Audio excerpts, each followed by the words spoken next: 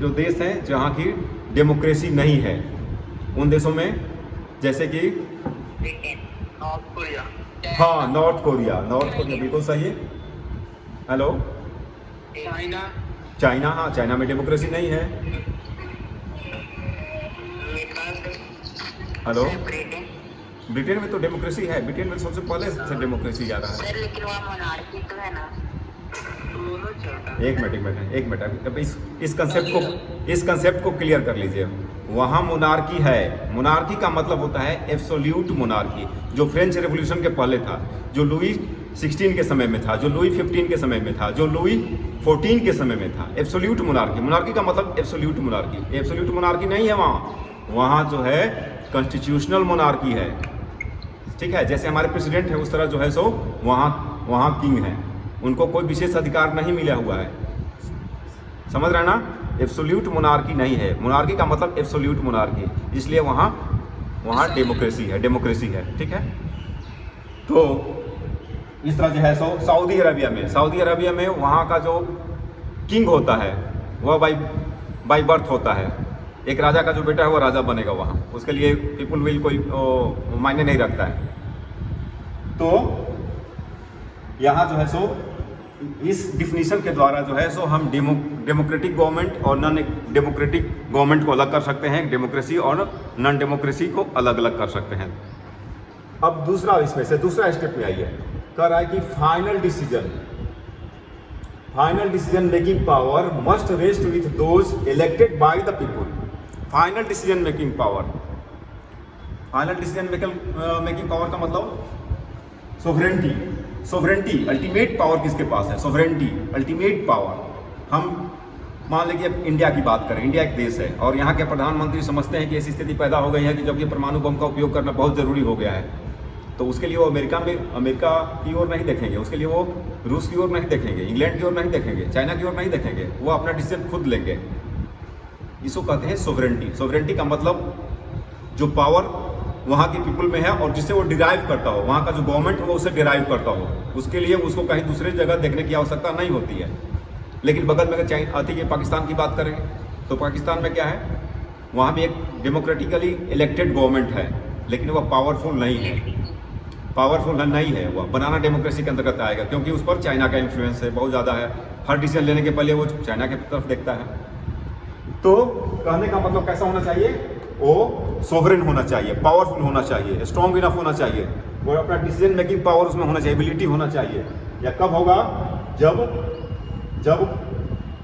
Power वो कहाँ से ड्राइव करेगा, फ्रॉम द पीपुल, लोग से, वो आम आदमी से, आम जनता से, वहाँ के रहने वाले जो इनहैबिटेंट्स है उनसे वो पावर ड्राइव करेगा, फिर वह सबसे पावरफुल होगा। अब यहाँ एक उदाहरण दिया गया है, जनरल परवेज मुशर्रफ जो थे वह क्या थे, मिलिट्री चीफ थे। 1919 में पाकिस्तान में, हाँ ये पर पाकिस्तान के एक है सो जनरल थे, वहाँ के आर्मी चीफ थे। 1999 में वहाँ मिलिट्री कूप हुआ और मिलिट्री कूप करने के बाद वो जो है सो पावर में आ गए। पावर में आने के बाद उन्होंने सारे डेमोक्रेटिक स्ट्रक्चर को एज इट इज छोड़ दिया, उस तरह से बने रहने दिया, लेकिन फाइनल जो डिसीजन मेकिंग पावर था उन्होंने अपने हाथ में ले लिया। मिलिट्री कूप का मतलब होता है कि किसी, जैसे भारत में अलग अलग जो आर्मी चीफ है, ठीक है, नेवी के अलग हैं, उस तरह से है सो मतलब यहाँ जो आर्मी को 3 भागों में बांटा गया है। एक हो गया सो टेरेस्ट्रियल आर्मी, ज़मीन पर जो रहने वाली जो सेना है जिसको आर्मी कहते हैं। दूसरा हो गया सो जो हमारे जो नेवी को जो होती करने वाले हैं वो हैं। तीसरा जो एयरफोर्स को मेंटेन करने वाले हैं ये हैं, तीनों अलग अलग हैं। पाकिस्तान में क्या है, आर्मी चीफ कंडक्टर सारे आते हैं, पूरे आर्मी का कंट्रोल उनके अंतर्गत आता है और वो एक सिविलियन हेड के अंडर काम करते हैं। मिलिट्री कूप का मतलब होता है किसी देश की वैसी स्थिति जबकि वहाँ की मिलिट्री जो है सो वो वहाँ के जो डेमोक्रेटिकली इलेक्टेड गवर्नमेंट को ओवरथ्रो करके और वहाँ खुद जो है सो पावर को यूजअप कर लेती है, तो इसको कहते हैं मिलिट्री कूप। सत्ता में आने के लिए आर्मी का उपयोग करना, समझ गए ना। तो हमारे यहाँ इंडिया में कहीं कोई मिलिट्री कूप नहीं हुआ, पाकिस्तान में बराबर इस तरह का होते रहता है। तो 1999 में परवेज मुशर्रफ जो है सो आर्मी चीफ थे, वो उन्होंने मिलिट्री कूप के द्वारा वहाँ के सत्ता को हथियार लिया।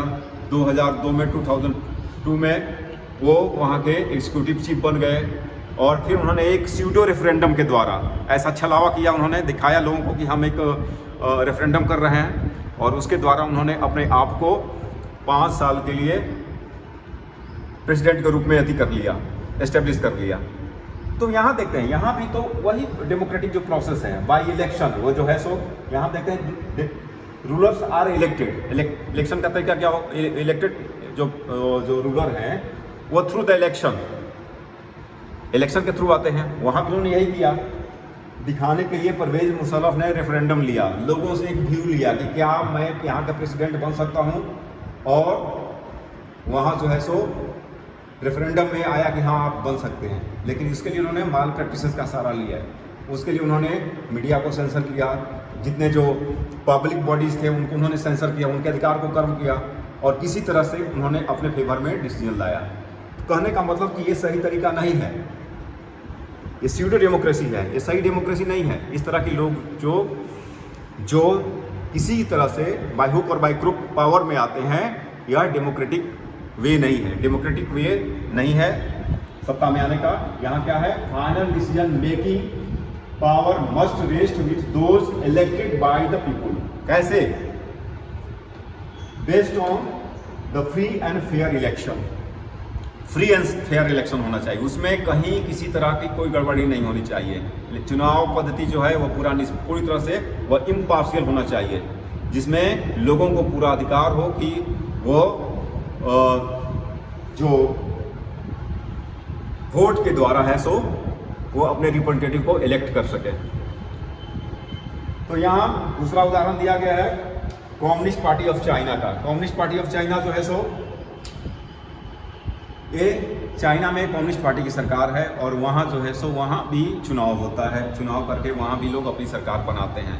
यहाँ क्या तरकीब करी जाती है कि यहाँ का जो पार्लियामेंट है वह नेशनल पीपुल्स कांग्रेस के नाम से जाना जाता है और यहाँ जो वहाँ की चुनी हुई सरकार है वह उसमें क्या किया है कि जो कम्युनिस्ट पार्टी ऑफ चाइना है, कम्युनिस्ट पार्टी वहाँ की एक जो सबसे बड़ी पार्टी है कम्युनिस्ट पार्टी ऑफ चाइना, वही लोग जो उसके मेंबर होते हैं वही लोग जो है सो चुनाव में खड़ा हो सकते हैं और उनका सपोर्ट मस्ट होता है उस चुनाव में खड़े होने वाले लोगों के लिए। तो हमें भी देख रहे हैं कि यहाँ जो है सो या फ्री एंड फेयर इलेक्शन का पार्ट नहीं बनेगा। फ्री एंड फेयर इलेक्शन इसको नहीं कह सकते हैं, जिसमें लोगों को अपने मन के अनुसार अपने प्रतिनिधि को चुनने का अधिकार नहीं मिले, वहाँ फ्री एंड फेयर इलेक्शन संभव नहीं है। यानी कहने का मतलब किसको वायोलेट कर रहा है, ये राइट टू लिबर्टी को, ये आज़ादी का, ये जो है सो ये फ्रीडम के अधिकार को एक कर्व करता है। कम्युनिस्ट पार्टी ऑफ चाइना जो है अपने यहाँ जो फ्री एंड फेयर इलेक्शन के नाम पर वहाँ क्या करता है, अपने पॉलिसीज़ को इस तरह से डिस्टॉर्ट करता है कि कम्युनिस्ट पार्टी ऑफ चाइना के रिप्रेजेंटेटिव ही वहाँ के पार्लियामेंट में चुने जाएं, दूसरे लोग वहाँ नहीं आए। समझ रहे ना? इसके कहने का मतलब ये हुआ कि free and fair election China में संभव नहीं है। अगर फ्री एंड फेयर इलेक्शन संभव होता तो वहाँ क्या होता है, दूसरे पार्टी को भी वोट मिलता।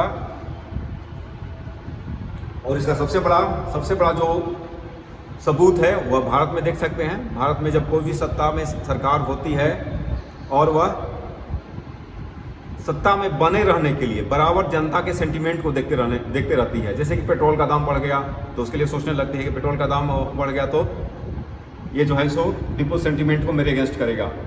तो इसके लिए एक टर्म का यूज किया जाता है एंटी इनकम्बेंसी फैक्टर।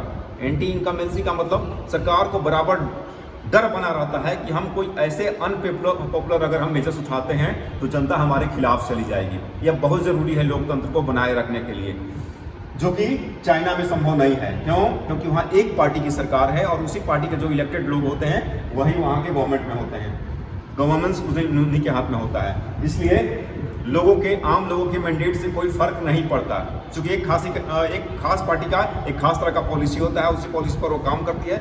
इसलिए आम जनता के सेंटिमेंट्स का वहाँ कोई महत्व नहीं होता है। तो यह बात क्लियर होनी चाहिए कि फ्री एंड फेयर इलेक्शन का मतलब होता है कि चुनाव में जनता निष्पक्ष रूप से, इम्पार्शियल रूप से अपने सेंटिमेंट्स के अनुसार वोट करे, और जब भी वो वोट करती है तो सरकार का जो पिछला काम होता है उसके दिमाग में होता है, यानी एंटी इनकम्बेंसी फैक्टर होए, यह जरूर होना चाहिए, ताकि सरकार का वो डर बना रहे कि हम कोई भी अगर स्टेप उठाते हैं जो पॉपुलर सेंटिमेंट के अगेंस्ट में है तो हम सरकार से अलग जा सकते हैं, सरकार से हम हटाए जा सकते हैं। इस तरह का डर, खौफ बराबर सरकार के दिमाग में बनी रहनी चाहिए। ये डेमोक्रेसी के लिए बहुत अच्छी बात होती है। दूसरा उदाहरण है मैक्सिको में। मैक्सिको में भी हम देख सकते हैं, मैक्सिको में 1930 में यह आज़ाद हुआ, और वहाँ जो है सो